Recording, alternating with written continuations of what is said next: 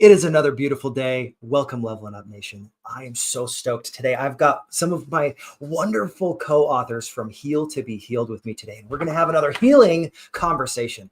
Now, what is this going to do for you? We're going to help you understand a little bit more about how forgiveness, not just of yourself, but of other people, will be able to help you heal. We're also going to be able to help you understand the importance of healing conversations through healthy coping mechanisms. And then we've got one more that's going to be absolutely phenomenal. You don't want to miss. So definitely want to take this all the way to the end. We're going to be talking about the importance of surrender. Now, I've got some amazing people on today, and we're going to start with the ladies because you got to start with the ladies. They're amazing. I will first introduce Anna Marie. She is absolutely a wonderful person that you need to get to know. If she is someone that has a wealth of experience in coaching. Let's start off with her. Anna, go ahead. Tell us a little bit about your background. So glad you're on the call.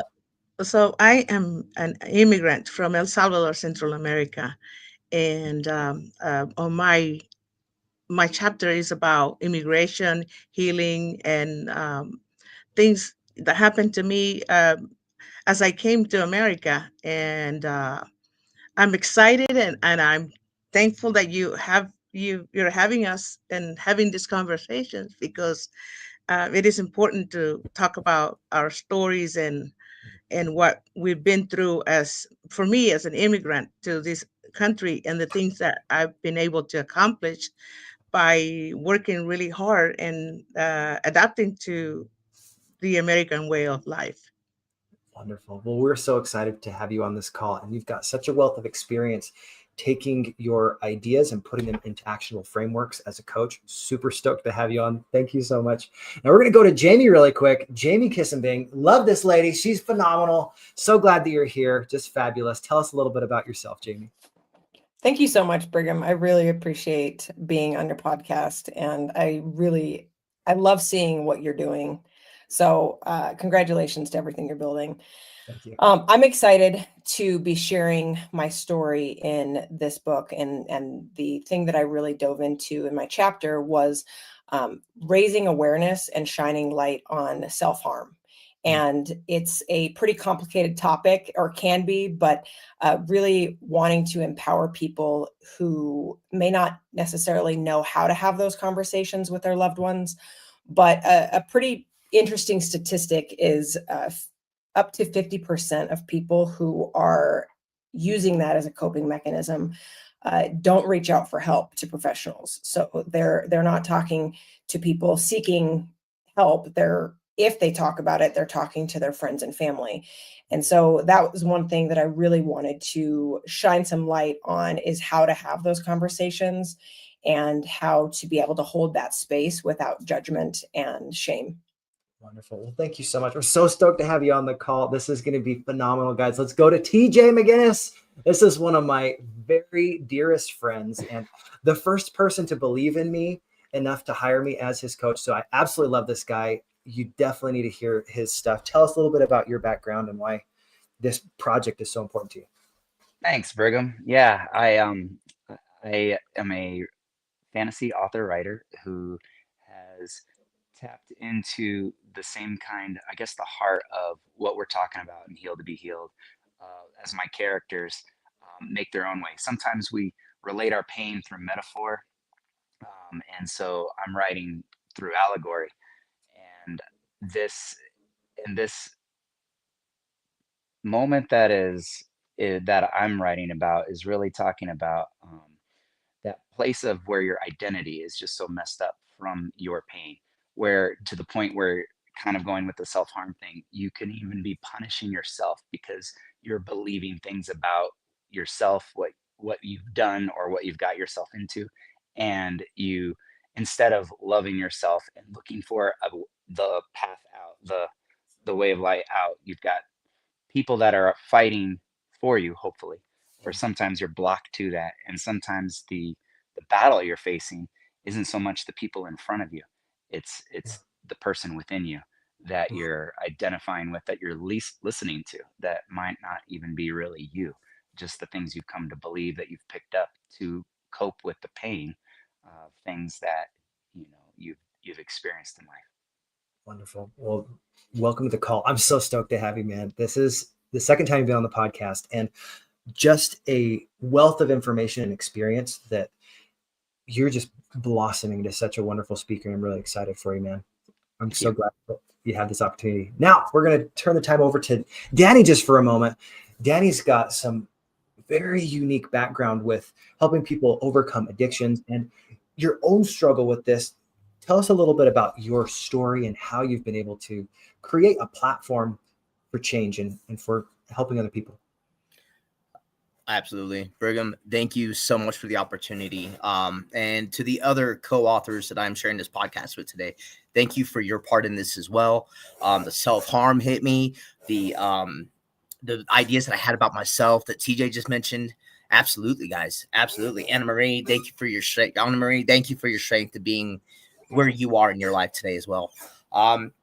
So I'm Danny Podato. I am a certified Colorado peer and family specialist in Colorado Springs, serving as justice coordinator with Hope COS. Privileged and honored that these guys gave me the opportunity they did. Thank you. So what I have experienced in my long-term recovery, because I am a man in long-term recovery, and like you said, what that means to me today is that I get to show up in the lives of other people, especially the incarcerated individuals that I serve in our county jail, that who are where I have been, so that everything I have experienced, the addiction to methamphetamines, the addiction to alcohol, how I destroyed my life and everything beautiful in it so many times, and there was no way out until I finally surrendered to something greater than self, to Danny, to this power that a lot of us call God. I learned that I was putting myself in these situations, and through that, I had to forgive myself. I had an experience yesterday we'll probably talk about later on, hopefully.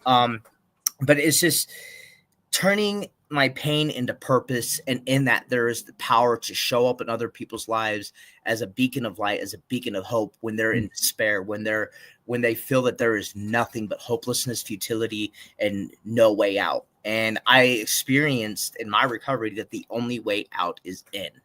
I had to look at me, why I thought these horrible things about myself, why I projected it onto everyone around me, why I was such a monster. And I get to say that today with gratitude that I am no longer that person. I am no longer a abuser. I am no longer a control freak. I am no longer serving the world to serve me, but I am showing up in the lives of others to give them that hope that, they need. Absolutely. Your pain is your gift. Be grateful. Pain is your gift. I'm so stoked that the way that you brought this up, the only way out is in. This is so important for our very first topic. I want to bring up forgiveness, and how this shows up for every single one of us is a little bit different, but it is such an essential topic. I've got an expression that I wanted to make sure everybody knows, because this is how we're going to frame this. Anger is to take some, anger is punishing yourself for the mistakes of others. And if you think about forgiveness, if we are not willing to forgive, it is like drinking poison and expecting the other person to die. It's insane, right? It's that resentment. So let's start with Anna. Tell us, what does forgiveness mean to you, and why is this so essential in the healing process? Go ahead. Oh, 1 second. You're on mute. Go ahead. I said that you stole my line. Unforgiveness is like drinking poison and wishing somebody else to die, and the one who's dying is me. Forgiveness is important because you get to live free. You get to live your life fully, and you get to be fully alive. You don't have to live with resentment and, allowing somebody else to occupy rent in your space, in your head. So forgiveness is important for everybody. And Danny said about forgiveness to ourselves. Sometimes we punish ourselves for things that we might have done in the past, that nobody's holding us, like nobody's holding a gun in our heads for what we did. And we live, with unforgiveness towards ourselves, and we don't really live the life that we're supposed to live. So Oof. forgiveness is something important in our lives, and it's good for us and it's good for the other person too, because you know that's what our God has called us to do: forgive, and live fully the life that you're intended to live, like that you were intended to live in this world. Absolutely. Now, forgiveness is such an important topic. I want to go to Jamie for a second. How did you overcome some of those things early on to be able to forgive yourself? Because I know all of us have stuff that we've done. Every single one of us have things that we've been ashamed of. What have you done to be able to not only forgive yourself, but to forgive other people? So I loved that you said unforgiveness is like drinking poison, waiting for another person to die. I've heard that for many, many years. And the funny thing about that phrase is I very much was okay with that. Mm. And it was interesting hearing that and realizing that just now, because that phrase is, I was like, yeah, okay, let's go. And I think going back to the forgiveness piece for myself is things didn't really start changing until I was willing to deal with that. I was okay with hurting myself. I was okay with being in a state of such darkness that was the only thing that seemed to make sense at the time. And I was okay with that for a long time. And so I stayed in it for a long time. And things didn't change and things didn't get better, or they would get better and then it would cascade in the other direction because of actions I would take or I was unwilling to take. And so I think for me, forgiveness is also linked to ownership, Mhm. in being able to take responsibility for where I'm at and where I've been at. And like Danny said, turning pain into purpose, because it's taken a long time for me to get there, but I'm there. And that's being able to, like Travis said, focus on what's going on now versus living in that land of um, and his book is phenomenal. Yeah. So I'm so excited to read your chapter in this, because he's got a gift, but there's that balance of being able to know which reality you're in. And for a long time, I got lost in a really dark one. So the forgiveness piece is key. And I had to do a lot of shadow work. I had to do a lot of recovery, a lot of healing, and make peace with me first and foremost. Absolutely. Well, thank you so much for sharing. Every single one of us at times will have these moments where we can point all of the fingers at ourselves and have all this self blame. But blame doesn't really help us. It's attached to shame. And if we instead think, well, I'm 100% responsible for the story I'm sharing, and I'm 100% responsible for my response to whatever the circumstances are, then you can reframe whatever happens to you and have it happen for you. And forgiveness is one of the most useful tools to be able to do that. And it starts with you. You can have a lot of people forgive you, but if you don't forgive yourself, it still is metaphorically like taking on cement bags of stress that just weigh you down. As soon as you forgive, you give that to Christ. It's like dropping those bags. Not that the weight is any lighter, but because Christ is picking you up. All right. Now I'm going to go to TJ for a second, or my good man, Travis. I'm going to call you TJ. It's kind of fun. I like it. I like it too. Tell us about your thoughts on forgiveness and why this is so essential in the healing process. Oh my goodness. Well, forgiveness for me personally came down to a point of realizing that, like, if I believe that God has forgiven me, then I have to forgive myself. Mm. I was stuck in a place where I believed that there was that unconditional love, that, higher power, purpose, that freedom. But in my own journey, I had basically tried to do things so authentically on my own strength that I couldn't accept the hypocrisies and the mistakes of contradicting self and choices and the impacts of those choices that those made. Um, and so it was just still very hard for me to think like, well, but this is how I showed up. This is who I am. But underneath and behind that is these unreasonable expectations. Like, am I really believing that I'm perfect? Am I, really, like, I guess, well, I let someone down. I said I was this way and I was really that way, or I judged. Mm. That's actually kind of the gateway of this character's arc that I have going, where his desire to be seen and believed at a certain level without understanding the reality of his nature, and then reconciling the two, but then understanding that all of this was not real.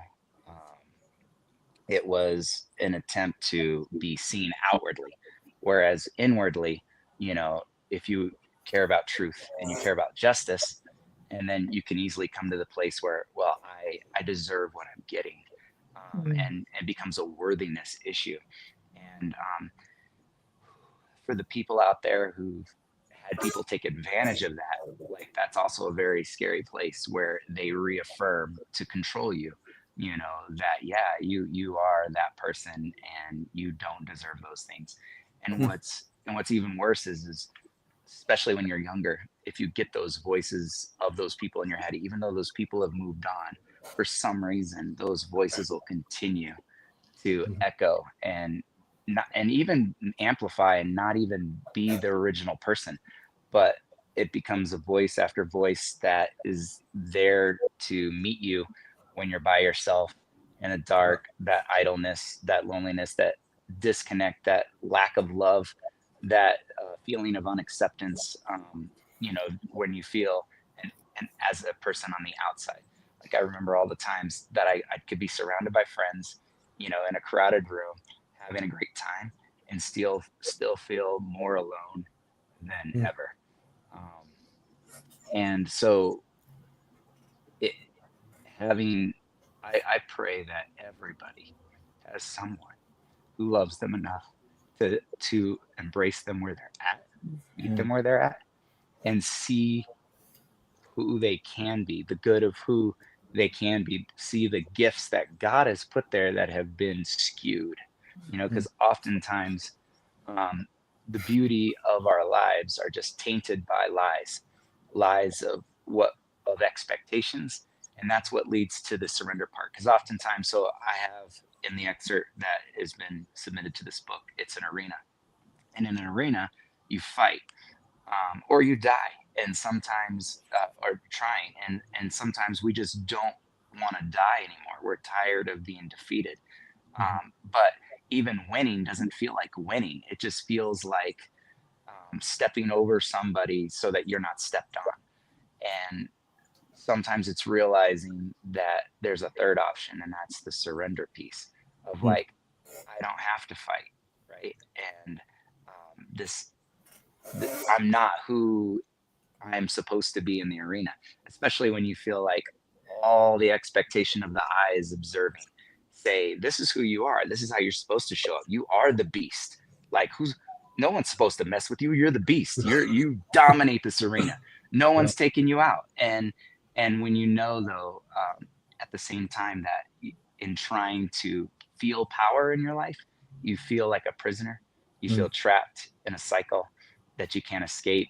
And for this beast, he can't die. He has a regenerative ability, so it's almost like he's forced to constantly wake up and do it all over again, no matter what the outcome was before. And so Beautiful. forgiveness of self, leads to freedom, from that arena. Absolutely.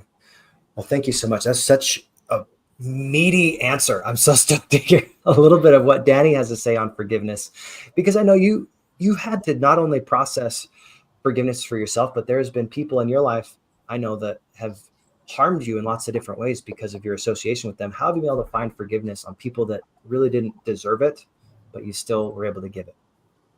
That's a great question. Thank you. And TJ, thank you for the lead, man. That was awesome. You opened up some doorways for me to talk about. So, here's the thing.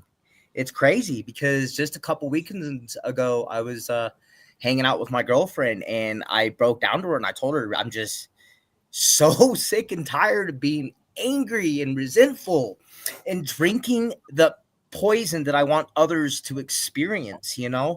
I'm part of a nonprofit worldwide organization that's helped millions of people over the years since the 1930s get and maintain sobriety. Not only that, but find a power greater than themselves that could restore them to sanity. And part of this insanity I was living in was blaming other people, blaming human beings for doing human things, as if I had some sort of pious, self-righteous standpoint to look down on them and say, you should be doing this while I allow this or don't allow this, when it's completely out of my control what they do. Even when they overpowered me, even when they outsmarted me, even when they got over on me, I still took the blame, not only against them, but to me, and a victimization and saying, how could you do this to me? They weren't doing anything to me. They were projecting what was going on inside of themselves. And the moment I realized that I was doing the same thing was the moment I started understanding that maybe the forgiveness isn't for them first, it's for me. You cannot transmit something you have not received. So how can I forgive other people unless I've forgiven myself? So for example, as a peer recovery coach, I am justice certified. So I get the opportunity and the privilege to show up for my participants when they're in custody and they're going to court support. Yesterday of all days, I went to court support, and there was a case before my participant that was up. The gentleman, well, I'm not going to say he was a gentleman, pardon me. We're not gentlemen when we're in this state. But this young man who's clearly, has a lot of things going on, prayers to him, of course, was going in for a bond reduction. And of course, they gave the victim of the case, the plaintiff, grounds to argue that case, the bond reduction. And she's sitting there just saying what the year and a half with this guy was like. And it was horrible. And he would act out in horrible ways, be very controlling, manipulative, threatening to kill her if, he ever got sent back. She sent him back to jail, doing horrible things to her, like answering her phone when it's her boss calling and, jamming him up about who he is and this and that. And it's like, I found myself starting to get annoyed and even angry with this guy. And then I stopped and I realized, wait, maybe I'm not angry at him. Maybe I'm experiencing some shame, guilt, and fear of myself. Ideas that I had furnished and fabricated over these years about who I am as a person because of my mistakes, saying horrible things, blowing up these girlfriends' phones that I was with, and just being a monster thing, just being completely out of line. And when I got into recovery on October 8, 2017, I started exploring myself in a step-by-step process.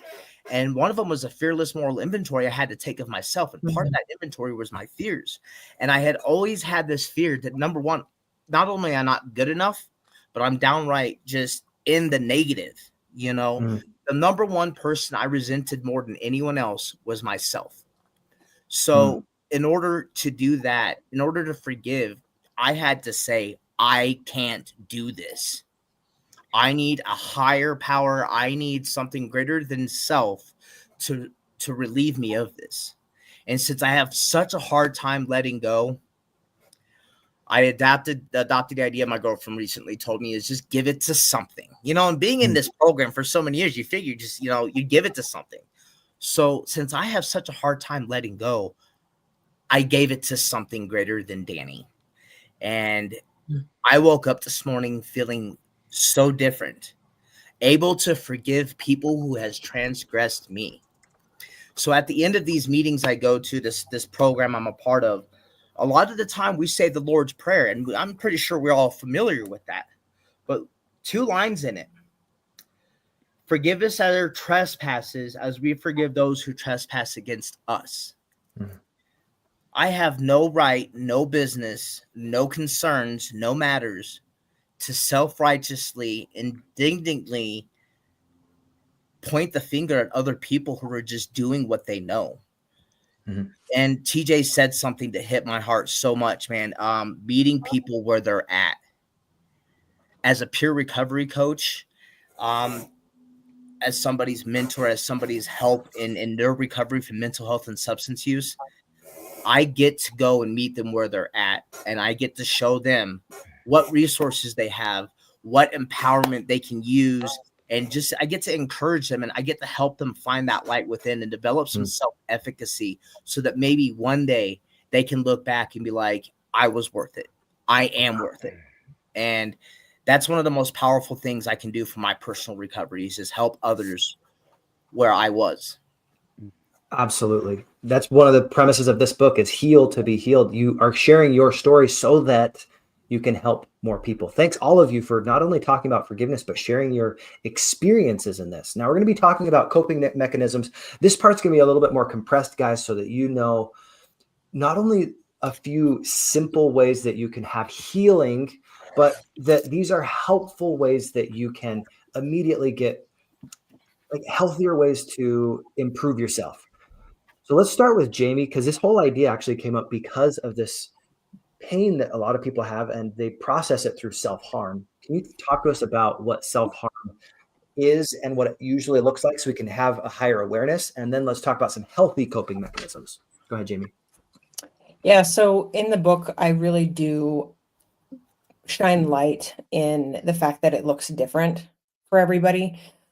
Because one, it's not something everybody participates in. And so, and those who do it very differently than the next person. And so I think echoing what Travis and Danny just said about meeting people where they're at and being able to have that conversation to find out what's going on with them. A lot of misconceptions about it is that people are doing it for attention and people are doing it just to really to get attention. And again, that may be the case for some. The majority of the time, it's not. And the majority of the time, it's actually something that thrives in silence. And so if you see something, going back to what Travis said, you need to meet them where they're at. So find out what's going on, have the relationship and the rapport to be able to go there and go there with curiosity and find out more about it. And that's then so good. This is so good, guys. You want to go there with curiosity. Absolutely. Keep going. Yeah. So in the book, I talk about a story with a place, my hand. I used my hand as one of the first places that I started, not because I wanted attention. And I share a story in the book about a time where a little kid, was really freaked out about it because it scared the kid. And I realized then at that moment, like, I better find a different location because, people are going to see this. And the fact that wasn't even something that I could connect the dots on really takes me back to where I was then. But the reason that it was there was so I was constantly reminded. So every time I grabbed a pen, it hurt. If I grabbed my fork at dinner, it hurt. When I went to go get my water bottle out of my locker at school, it hurt.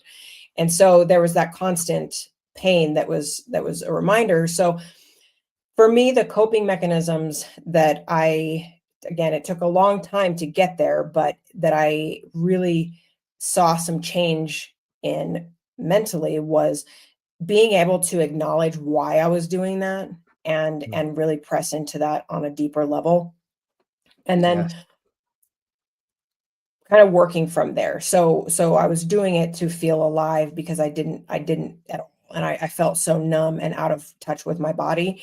And so to bring me back into my body, one of the ways that I have been able to is simply holding an ice cube.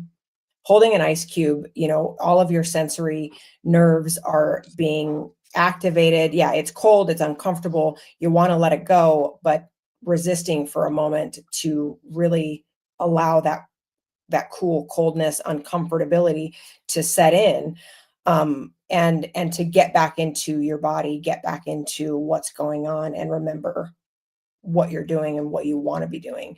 The other thing that I've used a lot is biting into a lemon, just because the taste and the smell and the, I can feel it. You're like, oh, it like gives you the chills. Like you bite that lemon and just the citrus spray into your mouth. That's crazy. Yeah. And it psychologically, it does a lot. And I've been learning a lot in this, because the other thing is the triad within the Final Percent, and becoming a certified coach through them has been great, because I'm learning all of these brain, facets of the dopamine and serotonin and how the brain works. But there's an actual reset when our body is kind of in a state of shock, not in a harming sense, but in like a bite into a lemon. Your olfactory system is activated.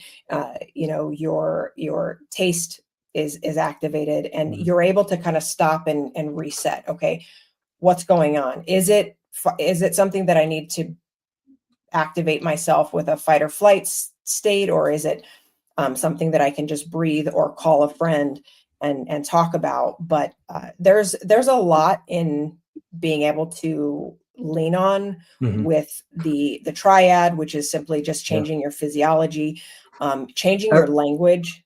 One thing I wanted to add on really quick, so that you guys understand what the triad is. It's a 3-part framework. It's not just what you focus on, it's the language and the meaning you create based on that, and then how that impacts your physiology. That's why there's triad. There's 3 things: focus, your language or the meaning, and then how that impacts you physically. So this is why the lemon, that physical shift, it reverses the triad, which makes it so now you can change what the meaning is or the language you use around it, and now you focus on different things. It's such a useful tool, and Jamie and I are getting certified in this tool, and it's such a fast way to reframe what's going on. Okay, go ahead, finish your thought, and then we're going to bring in the rest of these guys to let us hear what their coping mechanisms are to heal. Go ahead. Yeah, there's a lot that I've learned here, and this has been really significant, is utilizing the triad and activating the physiology piece, and then really following it up with, like you said, the focus and the meaning, because the meaning that we attach to things and life is so important. And adding stories to, this is why this person said that, or this is why somebody didn't text me back, or this is why, whatever it is adding meaning to it. If you can take that back and change it to be a meaning that actually serves us and serves me in the moment, versus just stacking another voice on top of another voice of negativity, you're able to take that power back out of that moment of insanity. I think this is such an important way to not just reframe, but to take control of what is happening in your life. Thanks, Jamie, for sharing. Now, coping mechanisms. I'm going to go to Danny for a second. You get to help people in multiple facets overcome addiction. And a lot of those processes have multiple coping mechanisms. Which is the one that you typically go to that has the highest and best results? Reaching out to my support network. Reaching out to people who have the experience in dealing. Oh, lost you for a second. So reaching out to your network, and then what? To reaching out to my network, to people who have those experience with overcoming and successfully dealing with these rotten negative thoughts, which become emotions, which can dictate our behavior according to the cognitive thinking process. That as we go through the day, we pause when agitated or doubtful and ask for the right thought or action, which a lot of people construe that as prayer. Like, look, I know what I'm not thinking. Let's sit and meditate on what the right thought or action could be. Let's, just like what Jamie was just saying, replacing those negative thoughts, those negative self-beliefs with something that benefits and serves us as our purpose. And as we transverse through this world, is, a lot of the things that I experienced in my childhood and adolescence and adult years that were really unbecoming and unfitting for something that I wanted to experience, I developed a lot of negative self beliefs, a lot of negative self talk, a lot of negative cognition, and I had to learn that, like I was saying earlier, other people are just doing what they do. A lot of them, I have to forgive, for they do know not what they do. So part of that coping mechanism is praying, like, what's the right thought? How should I move on from this?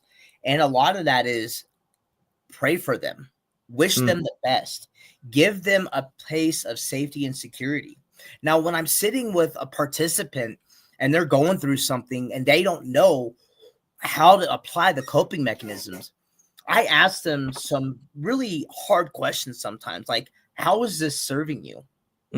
What are the paths you can take that are not the paths you've taken before? Giving them the sense that they have the answer in themselves. I'm just asking the questions. There's a lot of knowledge, and a lot of power in asking questions. This is so important, guys. Is whatever story you are working off of, is it serving you? Yeah. This is actually one of the elements in my book that I bring up about the story hook method. This is something that's so essential. I'm going to give you the quick framework because in the introduction to Heal to Be Healed, I talk about this. You want to make sure you're focusing on what is significant. What are the things that matter the absolute most to you? What does significant progress looks like? And then you translate that for your audience so they know why it matters. And then you focus in on an objective, something that you want to accomplish, and say, you know what, this is what I actually want. The previous story that I was telling myself is not what I want. So focus on what you do want, and then you relive those experiences. You can do that through your physiology. You can do that through so many different means, but then you create a clear and concise yes, a call to action that gets you doing something. And if you use that coping mechanism, it completely shifts your confidence immediately. And I've seen so many people do this. Even earlier this week, I had someone that I interviewed and helped them understand, you know what? The story you've been telling yourself is not serving you anymore. Let's focus on what's significant, translate it so that you know why you really want this, and then focus in on those objectives that will get you to your result that's desired. And then let's relive that, make it real for yourself, and then do something about it. This is a huge coping mechanism. You'll get a whole lot more value in the book. It's actually in the introduction to this book. But let's go and open this back up to everybody. We've got TJ, we've got Anna. I know, Anna, you asked some amazing questions. And when you're thinking about coaching somebody, one of the biggest things I know is asking the right questions. What are some of the questions that you like to dive into to help people discover those coping mechanisms that aren't serving them? Sometimes I, like if I'm coaching somebody, I just ask them, what is hurting you and why is it hurting you? And depending on the answers, I tap into the healing the child within.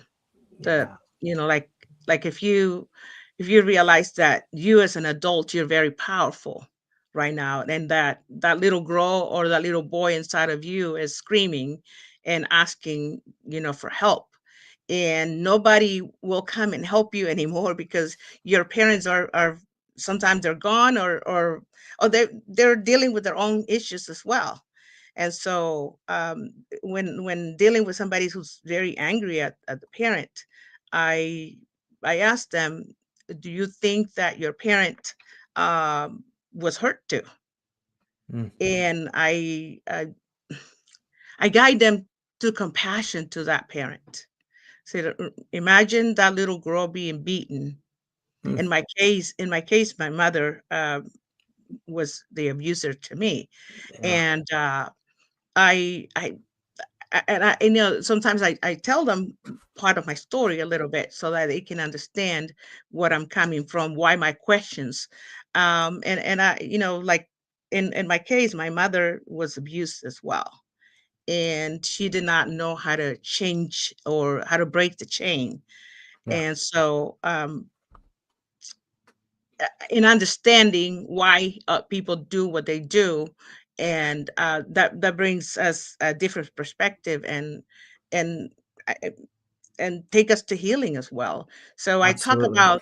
I talk about the healing the child within, because that little boy or that little girl has you, the powerful you, to help them, cope with, take a deep breath. What does that little boy or that little girl need from you Mm. that you can give to them? And so it's I have to be in that like I use props Mhm. to guide these people, like I have a teddy bear today right now. Perfect. That's the little, in this case I will say Danny, and I put it beside them and said, what does Danny or whomever it is there needs from you? And so Danny definitely is a teddy bear. I mean, he's a stud. I'm so glad that we got. I need to get his reaction on that. We called the bear Danny. I was like, "Yep, this is Danny the teddy bear." That's and good. so I mean I do a lot of like inner child healing, and Mhm. that's where I stand. I'm not as good as you guys as talking about these issues, but That's beautiful, that's though. where I stand right there.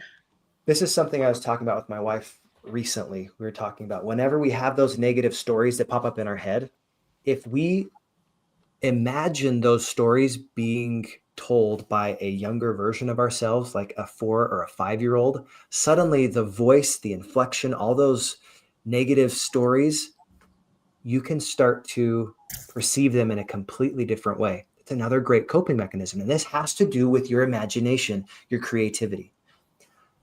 I wanted to open up to Travis for just a second.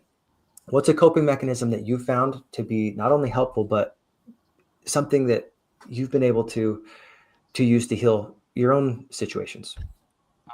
Definitely kind of touching into what you talked about the triad about flipping something to the physical, but doing something that allows me to get pause and breaks me free from the cognitive, the mental story, the thoughts that are repeating, and Mhm. the emotions that I'm feeling, and using just a simple like questioning myself, being objective, like Yeah. when I say something, I'm like, is it true?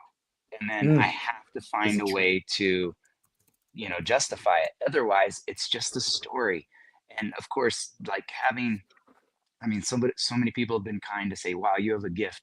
Well, that the shadow part of that strength is I'll tell myself these elaborate stories and believe them so quickly or accept them so quickly without even questioning them, Mm. questioning their grounding in reality.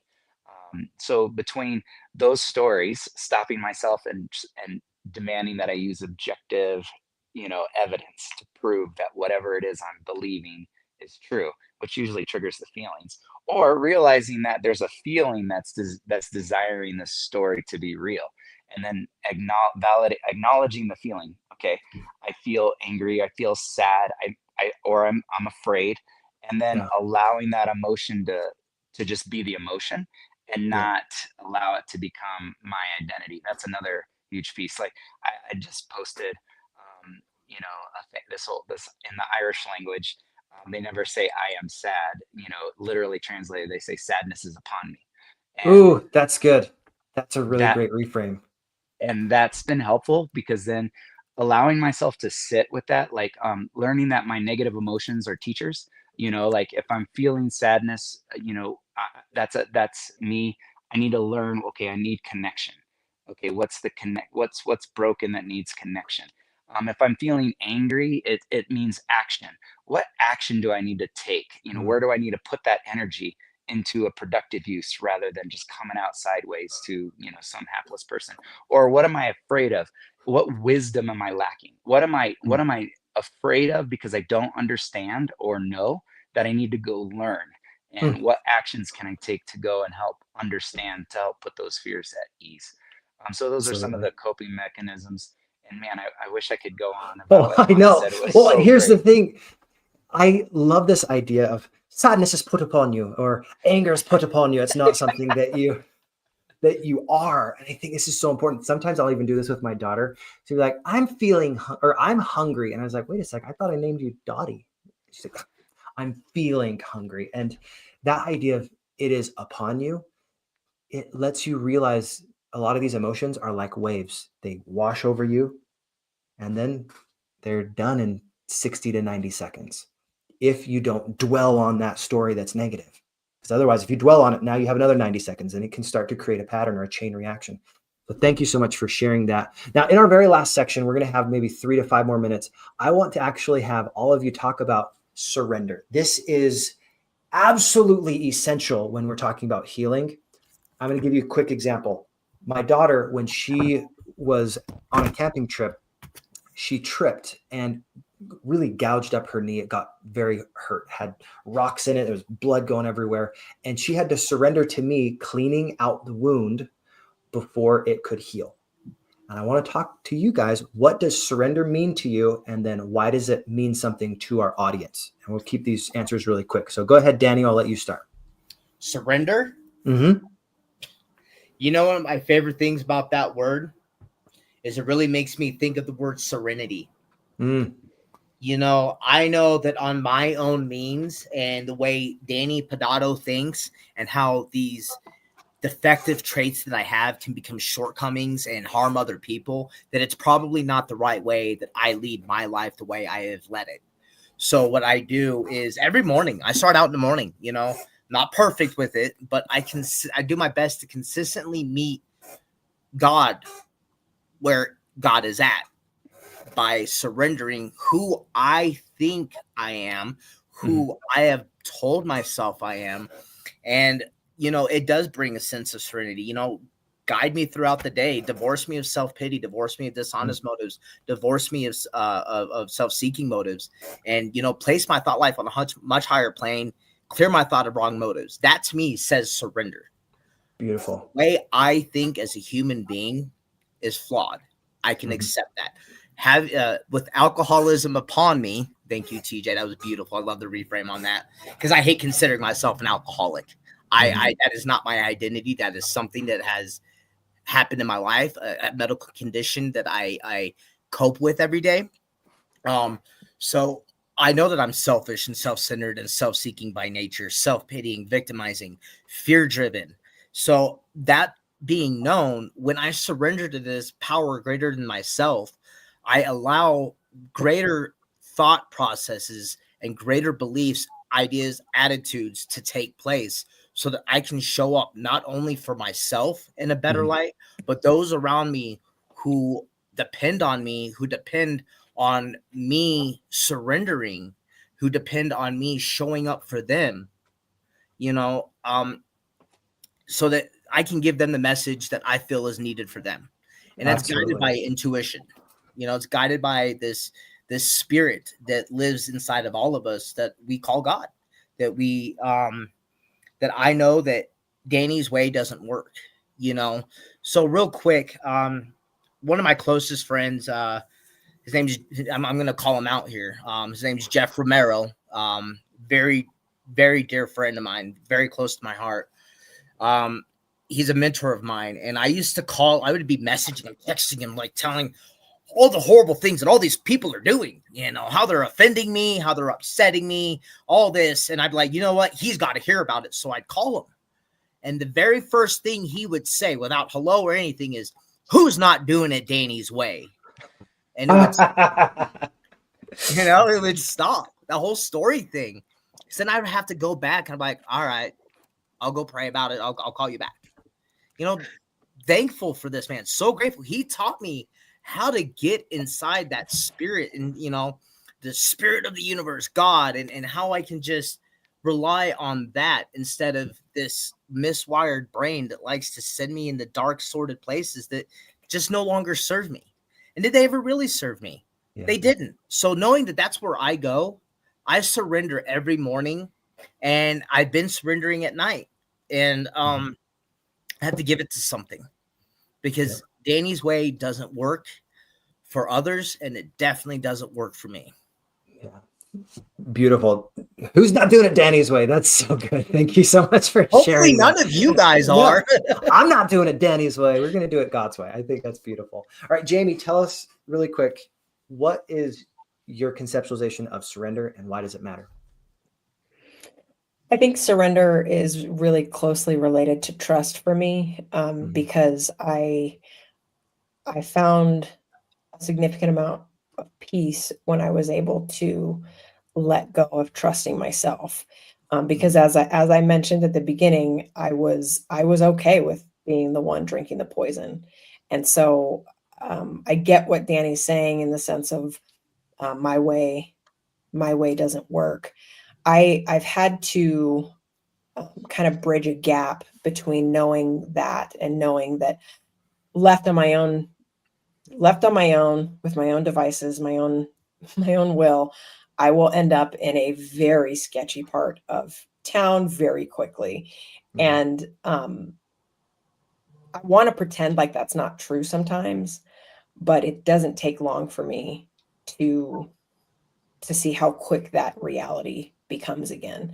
Yeah. And so for me, being able to rebuild trust with myself has been really key in the healing process. I had to surrender first, but and that was to God for me, but it then very quickly fell into being able to rebuilding my inner child and doing a lot of healing and a lot of work internally because at the point I am now today, I can trust myself and I can trust um, where I'm going and what I'm doing. But with that same breath, I have to be very careful and very intentional with who I have. So who I'm allowing myself to be around. The people that I choose to surround myself with have a lot to do with how I'm doing, and that goes both good and bad. So. Beautiful. Final thoughts on surrender, Anna. Go ahead. Surrender. When I surrendered to, I mean, and I do believe in God. So when I surrendered to the Lord, all my pittiness, I find myself living in freedom. It brings me peace and freedom, and it is my choice to give it to God and to live that way of life. But it also allows me to serve those that I'm serving in a greater capacity. Because if I'm not surrender, if I'm not leaving from that uh, place, I have no business helping other people. Absolutely. So, This reminds me of Christ in so many different ways. In the Garden of Gethsemane, when everything was upon him, the weight of the world, he was bleeding through every pore, all of the sicknesses, the challenges that he experienced. It was at that darkest moment on the darkest day of his life, the hardest thing that he accomplished. And he said, Father, if it is possible, please let this cup pass from me. Nevertheless, not my will, but thy will be done. And he surrendered to the will of the Father. And in that moment, Christ overcame the world. This sin that all of us have, that distance between us and God, was closed because of Christ. And as soon as we see that we have that connection with Christ, now we can also have the opportunity to be just like him, to have that love and to emulate that love. So surrender to me is one of the most beautiful Christ-like qualities. I know TJ, you got a little testimony you want to add on that. Tell me a little bit about what surrender means to you, and then we'll summarize this whole call. Wow, you guys really set that up well. On especially with the freedom part, and then Brigham, especially with bringing up Jesus. Because for me, surrender, currently, especially, I've had a lot of clarity, is letting go of my agenda, Mm, letting go of these assumptions that I just make about who I am and what I'm doing, so that I can listen to God. God's like, let mm, go of it so that you can hear me. And when you hear me, do it, obey, have obedience in it. And that'll lead you to that freedom and that life, that experience, that peace that you want. And so, kind of like what Jamie said with trust being big, but just trusting God that I can release myself and that there's the most reliable safety net to catch me. and Mhm. bring me where? Because it's oftentimes like when you're dealing with a child who's afraid to let go, but you're trying to help them out of their situation. And you're like, just trust me. The things that I have for you are good. Just Mhm. believe that. And it's so hard. But I remember very distinctly, a form of surrender was I had a couple beers, and but things didn't go the way I had planned that night, and I ended up in a situation where my judgment was off, and I knew I was about to do some things that I knew I should not do.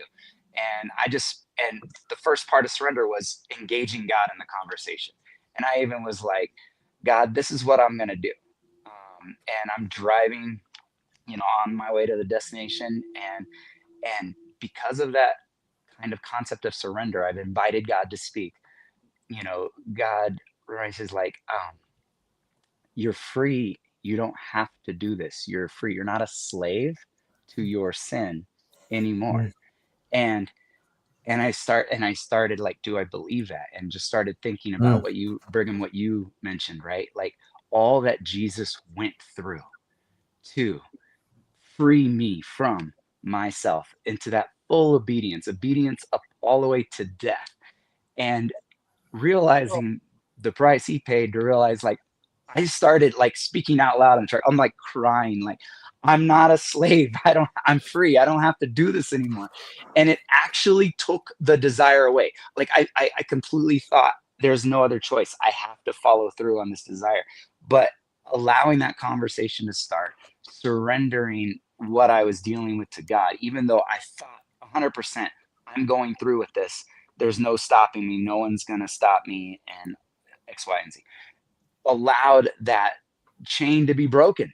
And Mm. that's when I realized like, this is, God is amazing. This is amazing. Surrender is amazing. Freedom is possible. Like these things are there if you would let go of the things you're believing about yourself, the agenda that you have, Mm. and allow light to come in and allow those who are even there, even if it's just calling a friend. I've Mhm. had those moments too, but in that moment, God was enough. Absolutely. Let go and let God. That's so beautifully said. Thank you so much, guys. This has been a healing conversation, not just for me, but I think for every single person that's watched this. Guys, did you have a great experience here on Leveling Up? Tell me about, yes, like raise your hand if you're like, this Yes. was amazing. Great experience. Wonderful. Why do people want to tune in? Because if we just missed the first little bit of this conversation, why should they tune in? I'll let Jamie start. Tell your experience really quick, and then we'll go to Anna. I think tuning in, there's a lot of life lessons that we all are able to bring to the table, and this book offers a lot of healing, and Mhm. hence the title. But the bringing my pain and allowing it to be purposeful, Mm. and none of it was meant for I'm not allowing it to be meant for nothing. So turning the pain into purpose is everything. And I invite everybody, when the book comes out, get a copy, because there's a lot of solutions in this book. Mhm. And one thing I am going to end with, self-harm is serious. It's something that I want the listeners to take seriously. If you have somebody in your life, if you yourself are struggling with it, my contact information, you'll be able to reach out to me through the book. Please do. And please reach out to all of the people that you relate to on this call, all of the other podcasts you've done, Brigham, any other Mhm. author in the book. If you resonate with somebody, reach out to them. The statistics are high. They're linked to substance abuse. They're linked to mental disorders. They're linked to a ton of things. And there is hope. That is the most important thing I want to echo. So there's something for everyone in this book. Absolutely. Thank you so much, Jamie. Anna, why should people get the book? I say that God does not leave himself without a witness. Mhm. And throughout every chapter here, every author is contributing to healing. There's great stories that of overcoming in this chapter, in this book. And so I highly recommend somebody, everybody to come and get that book, because every story will bring a level of healing that, Mhm. whoever is reading might need it.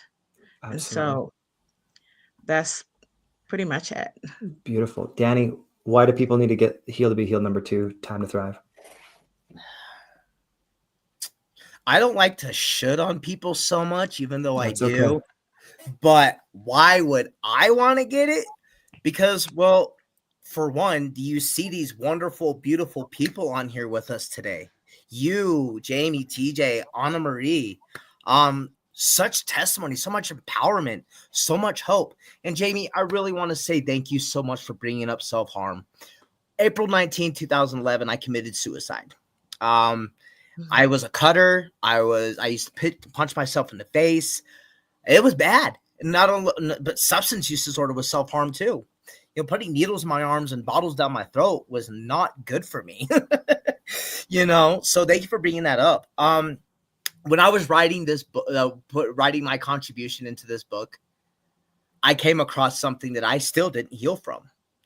So hopefully when people read that part in the book that I got to heal from, when I wrote it and put it down on my laptop, I collapsed in my chair. I was bawling. I was in disarray. I had to call Jeff. And so I'm hoping that people, when they pick up this book and they get to read what we have all contributed, they have that hope. They have that opportunity to find freedom from the bondage of self and just that happy, joyous experience that, there is hope after dope. Absolutely. I am on Facebook as well. Please, if you resonate with what I've said, my name, Danny Podato. You might be able to find me in mutual friends with Brigham or Anna Marie. They're my friends on Facebook, thankfully. Just reach out. I'm also with Hope COS in Colorado Springs, and we do offer peer support services for people in need from substance use disorder recovery, mental health. Excellent. Thank you so much, Danny. And TJ, we'll let you finish this out. Why do people need to get this book, and why does it matter?